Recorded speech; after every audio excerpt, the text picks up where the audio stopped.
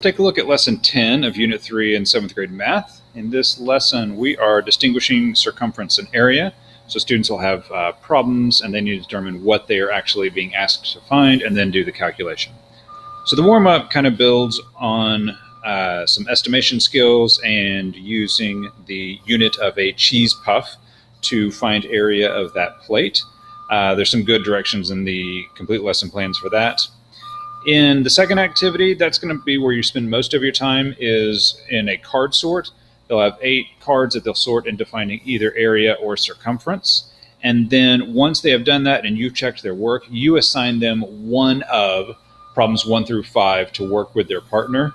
And they have to, as you can see in number 3, in number 2, they determine, do I need the radius or do I need the diameter, based on if they're finding the area or the circumference. In 3, they're going to estimate what that radius or diameter would be for that real life thing. And then in 4, they actually do the calculation. After they are finished with that, there's some very good questions in the activity synthesis, so make sure you read through that and take a look at it. This number 3, activity 3, is optional. In this, they would create a visual display of that problem they just solved. And go back to looking at an answer expressed in terms of pi or as a decimal approximation, which you all looked at in the last lesson.